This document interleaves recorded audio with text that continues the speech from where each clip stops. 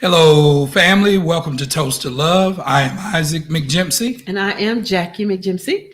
And we're back for the second half of our first season. We took a little break, but now we're back, and we got some great episodes coming up. Today we're dealing with unforgiveness and resentment, and hopefully moving towards healing. Unforgiveness can be nasty, it can be ugly. We've all experienced some level of unforgiveness in our lives. And so we just want to talk about that today and what that looks like. Family, we see a lot of clients, we see a lot of couples coming into our practice. And one of the first things we try to evaluate is their level of forgiveness. What level are they forgiving each other? And so it's just so important to walk through forgiveness. There are so many tools we can give them. We do love and respect. We do 5 love languages. All of those. We do conflict management. All are excellent tools, but none of these tools will be effective unless you're able to forgive. Right. Forgiveness unlocks everything. And so this first part of this session, we want to talk about unforgiveness, and particularly individual, just you working on the habit of forgiveness. We believe it's a habit. So Jackie's going to walk us through a definition of what we feel unforgiveness is, and we'll talk about that for a little bit and work through that to resentment, and then hopefully give some tips for healing. So what is unforgiveness? I'm going to read you what we've looked up. Is unforgiveness is a state of emotional and mental distress that results from a delayed response in forgiving an offender. It is characterized by indignation, bitterness, and demand for punishment or restitution. Unforgiveness creates a domino effect that negatively impacts every part of us, including our emotions, thoughts, behaviors, body, spirit, and relationships. Yeah, unforgiveness is, I've heard many definitions, spiritual definitions. I think the most famous one was the person who offended you. Unforgiveness is like wanting that person to take poison, but you taking it yourself. That's a great analogy. We want to take it in a slightly different manner. We feel like unforgiveness is a prison. Talk about that a little bit. We feel like it's a prison. And what that is that the prison is the penalty that you want your mate to pay for what they've done to offend you.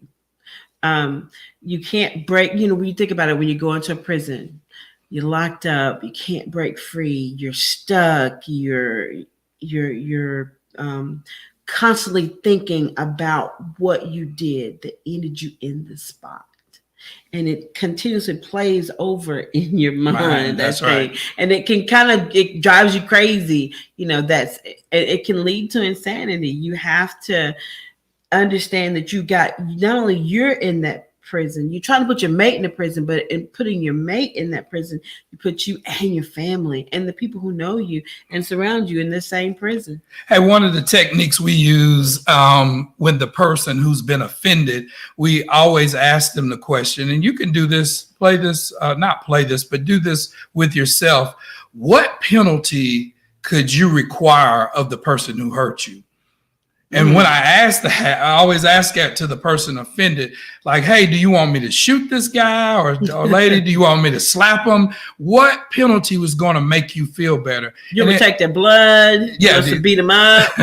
And invariably, there is no penalty because you love the person, you care about them so much. And so they have this aha moment. There is no penalty. And so this is the dirty little trick we play with unforgiveness. We put both ourselves in the prison. That's right. And that's the penalty. The penalty is I won't let it go. I won't release you, but I also won't release myself. I think we've noticed in our practice with talking to people that unforgiveness there normally is an offense or something that's led to a situation that's got you and your mate on a bad spot, in a bad place, don't know what to do next. The crazy thing about it is we don't normally see them then. It's normally once resentment has set in. And once resentment has set in and I just can't stand the way you look, smell, I don't like the words coming out of your mouth. Nothing you can do can make me feel better. When that happens, a lot of times that's when people say, you know what, we might need to get some help. But when it needs to happen is when the offense happens. When you do something to offend your mate, or you've got something that you need to be forgiven for, that's when you need to come and seek some professional or outside help to get help with handling that situation before resentment sets in. So we believe forgiveness is a habit that we become. We become forgiveness, just like love. God is love. And so it's not only do we get the benefits of his love, he is the essence of love. Mm-hmm. Same way with forgiveness. Mm-hmm. We become forgiveness. It becomes a way of being, but it's a habit that you have to practice regularly.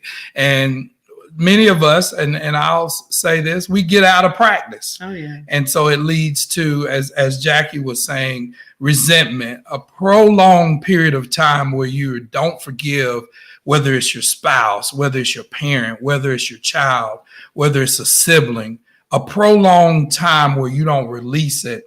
We develop what we call resentment. And in resentment, there, Jackie explained, you get bitter, you get hard. You know, you've taken the poison and now it's taking effect. Oh, yeah. And so, you know, you keep retelling the same story. And something that comes up, and I want Jackie to talk about this, is with a couple that is experiencing unforgiveness, they play this game called tit for tat. And in tit for tat, what are you doing in tit for tat? Well, you didn't cook dinner, so I'm not going to take out the trash. That back and forth banter that you do with each other, it's not healthy. It's not. I mean, it's good to banter back and forth from time to time if you're playing, or right. You know, there is a place for banter in your relationship. But the tit for tat, I'm doing something to just try to get back at you, and I want to hurt you. Because what happens before you get to resentment and unforgiveness is that you build up this wall. That's right. And once this wall is up, then when you begin to banter, it's not that love and play banter. It's that I want to get back at you. I'm not happy with you. You done made me mad. And now I'm going to do what I need to do. Every time you say something, it's like, every time you say something, you go back to this argument of what you did to make that person mad. It's like, well, I thought you said you forgave me for it. Well, you thought they forgave you, and they may not know how to forgive you. Right. So that and resentment will set in, and then resentment just leads to so many other. I mean, when you start being bitter, when you start being hateful, you're showing contempt. You're not the only one that's affected, because then you begin to create an environment of unforgiveness, and the environment of unforgiveness can lead to a whole nother set of, you talking about your children, the way your children act, the way they begin to handle things. It fundamentally changes you as a person when you do not forgive. I want to throw this in, betrayal and offenses is what can lead to a person needing forgiveness and not getting it. I want to just throw this in about betrayal. We didn't have this on our notes. Betrayal is when you choose something else over your spouse, and betrayal can be infidelity. Betrayal can be basketball, soccer. Betrayal can be watching TV over your spouse. Anything that you put over your spouse besides God, that's a betrayal. And so, you know, let's dig deep into this thing called unforgiveness. We all have been offended, hurt, betrayed. Yeah. It could be an unkind word. It could be, I was supposed to cook dinner, I didn't cook dinner. It could be, hey, I forgot to take out the trash. It could be as harsh as saying unkind words. It could be having a full-blown argument where you're blaming. It could be infidelity. It could be, there are several things that can cause us to be offended or hurt.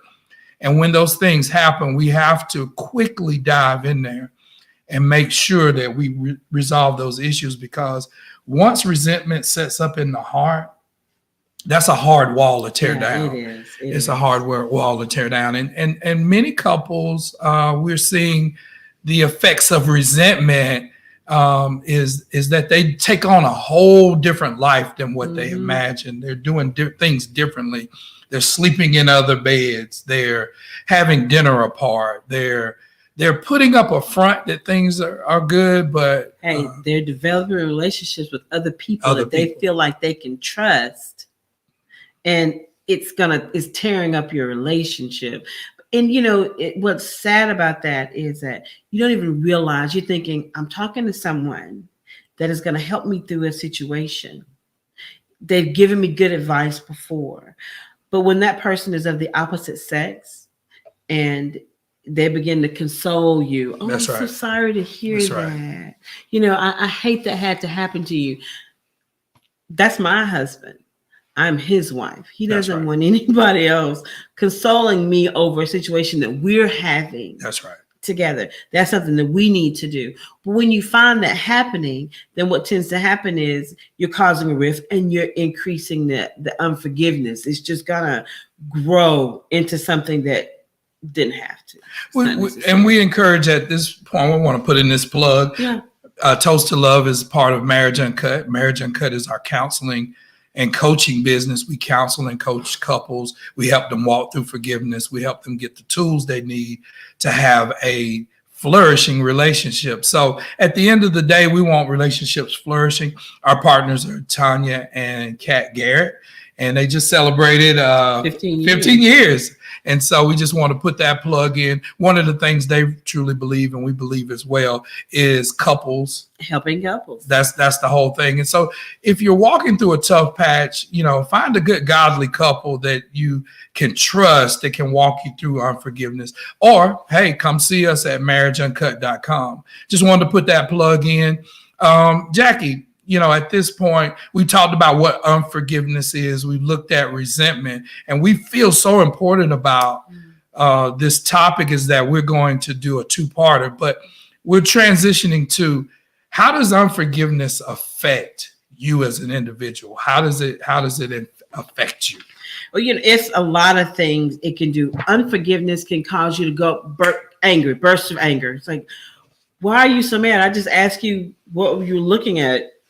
Your husband may be on the computer working, and you go, hey, what you looking at? Because he looks like he's a 10. I'm just, hey, what you looking at? Why are you looking at? What is wrong with you? Those are bursts of anger. Right. And your spouse may not even recognize that they're having those bursts of anger. Let me say this too. When we're talking about unforgiveness, it doesn't necessarily mean that you are have something going on with your mate that you need to forgive. It could be something that happened to you in your childhood that could be making you angry. That's right. And frustrated, and you don't even realize it, but you're projecting that anger in your relationship, which causes other problems. We are going to do as soon as COVID kind of breaks out, we are going to do a conference or a couple of sessions, intensives with some people, and we'll get you more information on on unforgiveness. How can you help to get rid of the unforgiveness that's in your heart?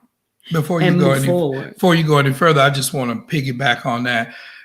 For example, if you have unforgiveness for a parent or for a sibling, you can bring that into your marriage. And then now you can become triggered because that person may unknowingly do something that reminds you of that parent or that sibling or whatever. And now you like, I'm all right, I'm okay. And obviously you're not. So the first session or the first part of this series, we wanted to be able to talk about how do you forgive yourself, how you walk through that. But we want to give some more signs of, what happens to the body, what happens to you personally when you refuse to forgive.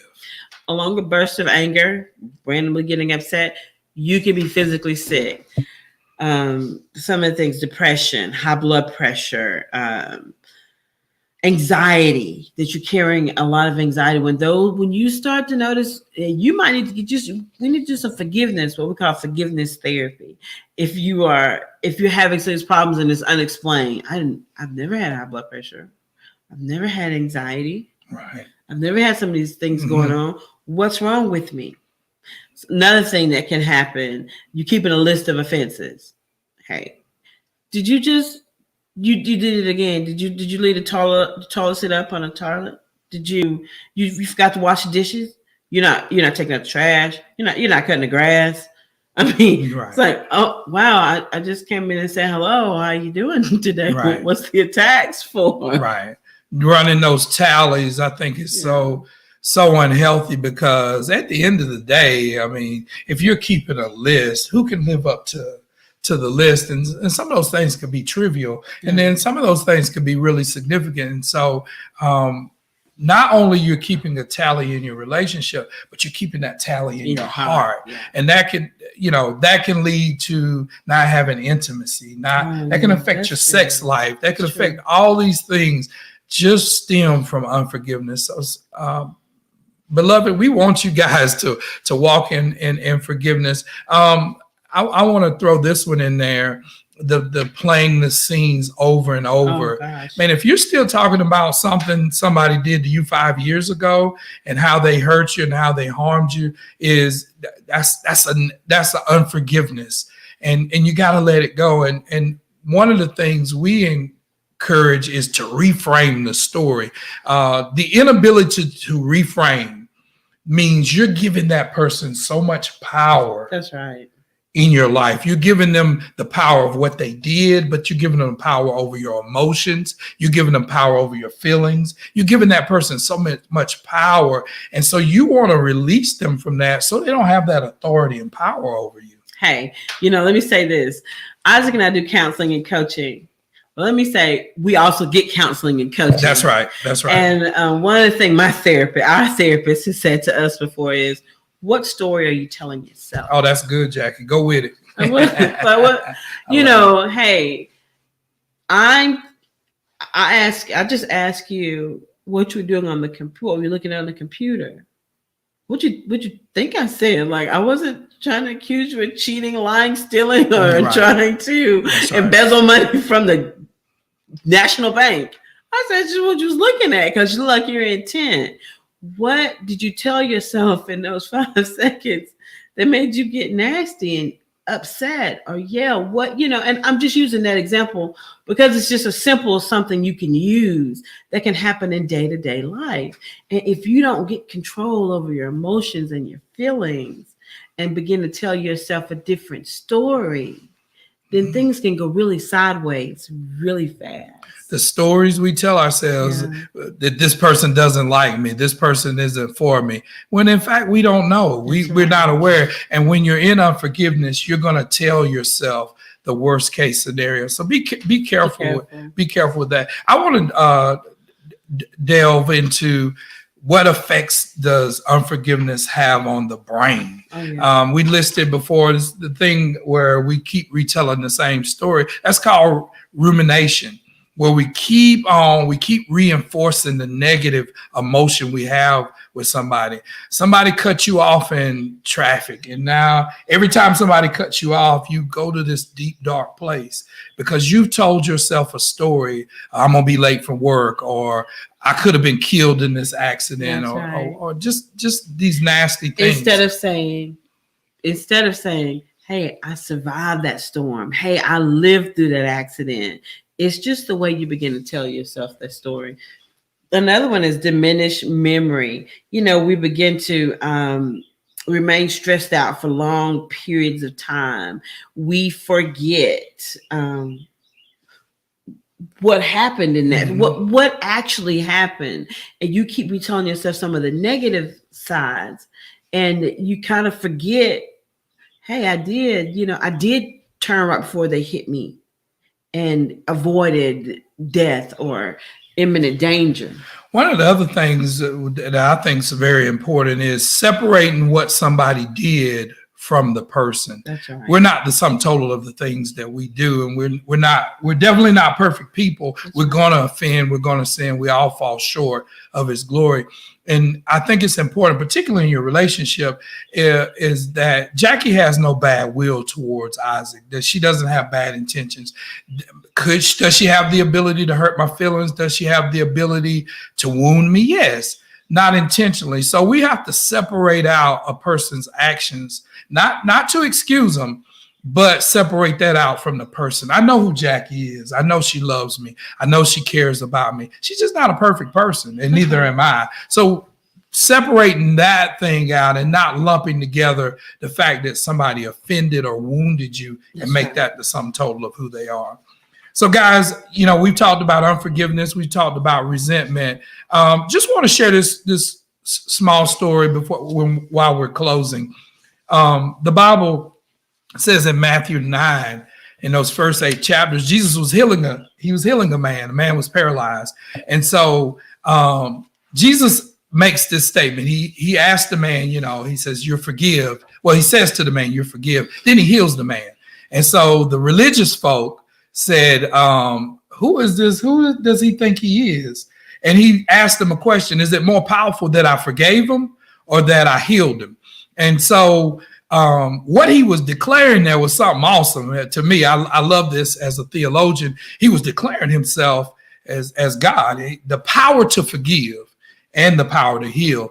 I believe the more powerful thing he did was heal. No, it was forgive. I'm sorry. The more powerful thing that Jesus did was forgive. The most powerful thing we can do is forgive. And guess what, beloved? He gives us that power.